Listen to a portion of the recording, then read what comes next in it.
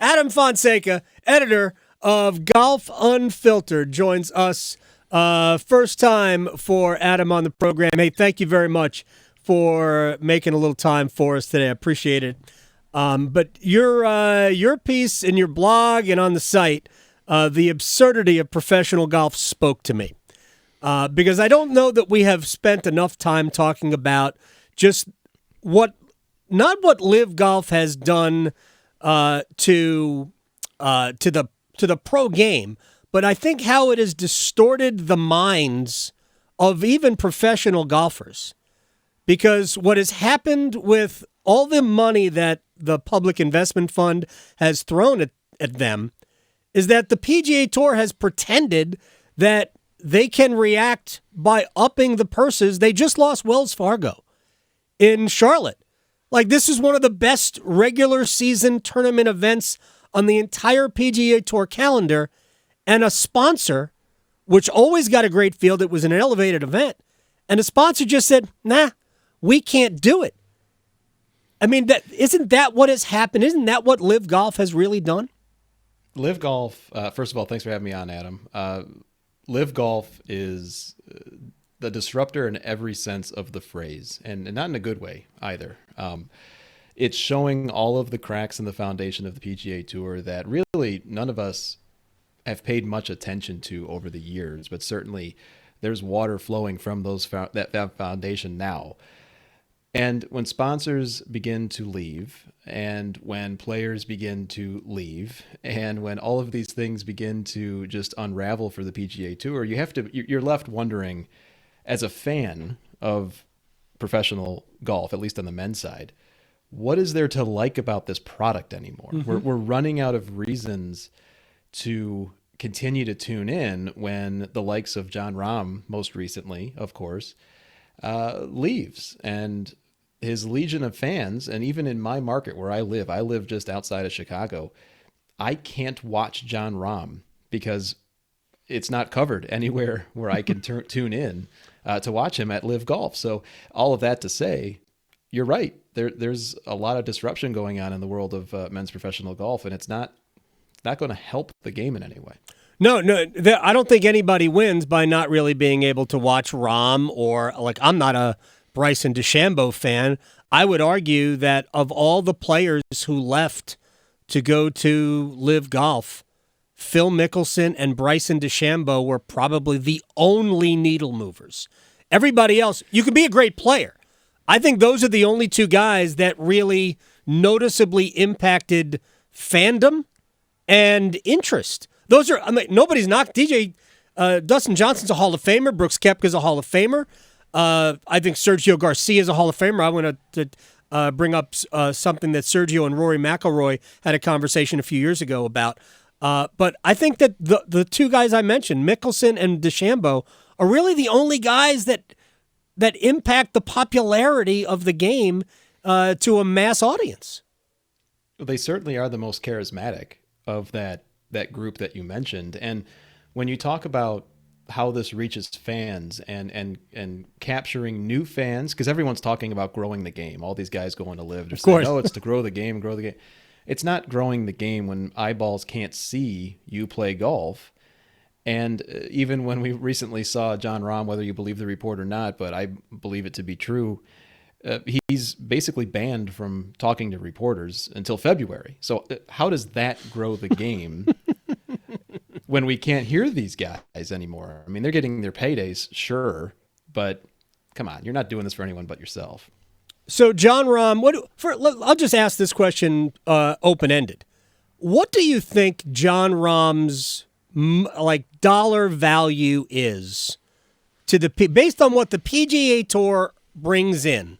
What is John Rahm's value to the tour, and how much does he earn on the golf course? Is he worth $20 million to the PGA Tour? I would say he's closer to 20 million than he is to over 300 plus million that he's getting from LIV, if you believe the rumors. Mm-hmm. John Rahm is one of those players, as I wrote in my piece on golfunfiltered.com.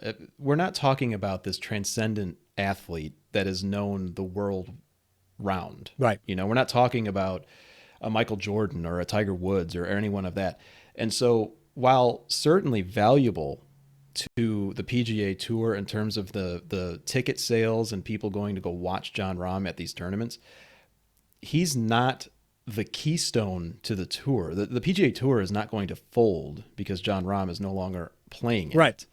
It's the irony of all this, Adam, is that we today, this Monday, is when Q School is finishing on the PGA Tour. Right. The next breed of PGA Tour stars are coming on to tour today. And there's always going to be someone else. Now, I'm not trying to say that John Rahm isn't a massive talent. Sure. I don't know if he's a generational talent, but as far as his worth to the PGA Tour, it's up there, but he's replaceable.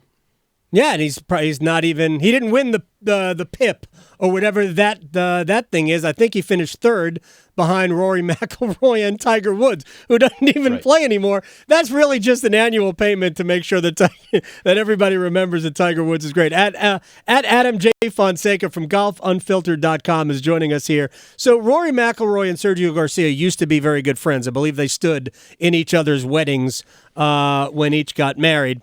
And Sergio was singing the praises of going to LIV Golf. This is the year where he was still struggling on tour, and then he finally made the move to go. And Sergio told Rory that, if the story is true, that we're finally going to get what we deserve. And Rory said, what do we deserve? We're just golfers, man. And so Sergio is making all sorts of money, and bless him. These guys are professional golfers, earned the money. But that tour doesn't create any money. It's cartoon money. There's no worth in the money. It's worth it to them because they get it, but there's no value because that tour doesn't generate any money. I don't know how the PGA Tour competes with this. They can't. I don't either. I agree with you. I don't know. I don't know if they have to either. I mean, if you look at it from a professional independent contractor, the phrase that everyone throws around about these tour players, if you look at it from their perspective, yes, go make as much money as you possibly can because this is your livelihood. I mean, who can argue with that? You know, obviously there's a lot of side arguments about the funding and all that, but the other side of it is the PGA Tour was around and will remain to be around before and after LIV Golf. Now, LIV Golf has a place in this larger sports landscape. They do.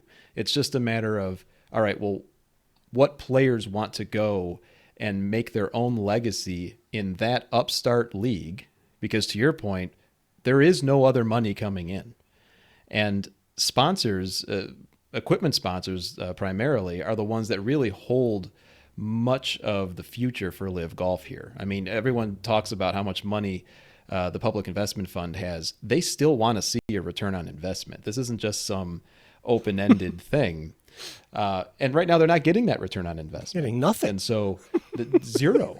And so it's a matter of right now, today, as we talk, the PGA Tour has the upper hand in that way, insofar as they've got the sponsors, they've got the TV rights, they've got Tiger, they've got Rory. But is that enough to rest its laurels on? Unfortunately, only time will tell. Especially with Tiger, I mean, obviously, physically, he's not going to play anymore. Is John Rahm's move about Jay Monahan more than anything else? By the way, the PGA Tour commissioner, for people who don't know.